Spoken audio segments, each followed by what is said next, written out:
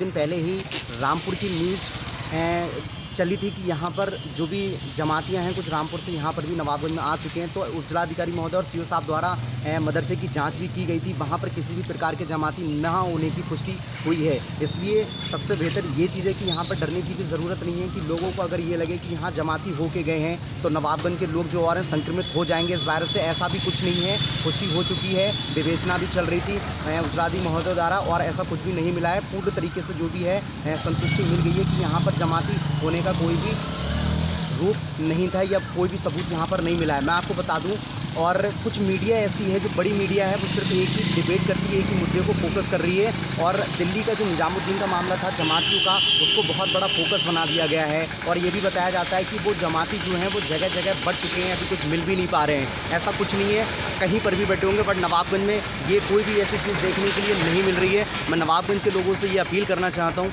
एक संदेश देना चाहता हूँ कि वो इन बातों पर, इन अफवाहों पर ध्यान ना दें। एक जो अमन और शांति, जो हिंदू और मुस्लिम का भाईचारा है किसी भी धर्म का, वो कायम रखें और इन चीज़ों पर ध्यान ना दें कि आपस में लड़े ना, आपस में मतभेद ना रखें।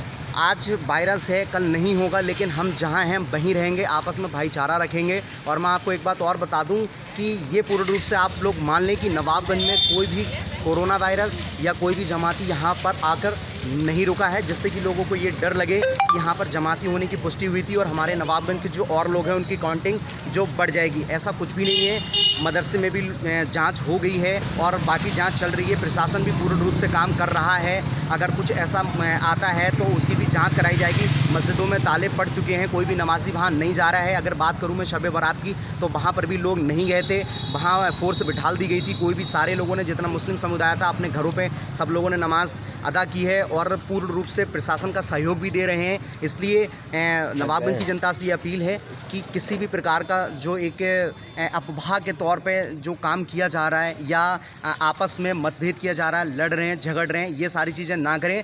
हमारा नवाबगंज कल भी वैसा था और आज भी वैसा और आने वाले वक्त में भी वैसा ही रहेगा। और नवाबगंज में मैं देखता हूँ कि यहाँ पर किसी भी चीज़ की यहाँ कोई विवाद नहीं होता है और किसी भी प्रकार की कोई किसी से हिंदू मुस्लिम जो चीज़ें हैं वो बात विवाद नहीं होता है, किसी भी प्रकार की कोई खुंदक नहीं होती है। इसलिए डरने की ज़रूरत नहीं है।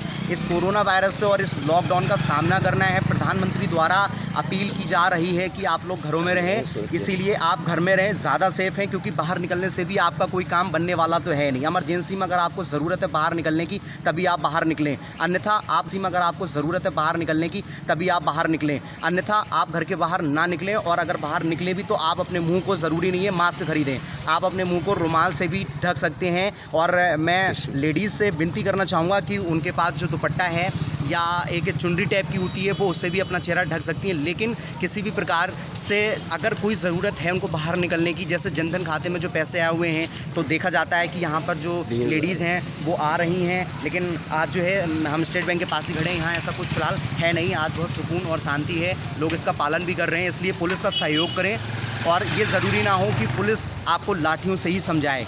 प्यार की भाषा भी बहुत बड़ी चीज़ होती है और वो चीज़ यहाँ पर देखने के लिए मिल रही है। किसी भी प्रकार का इतना वो नहीं हो पा रहा है जिससे कि लोगों को एकदम कैद करा जाए। लोग निकल रहे हैं, अपनी ज़रूरत के तौर पर उनको छूट भी दी जा रही है, लेकिन आप प्रशासन का सहयोग करें।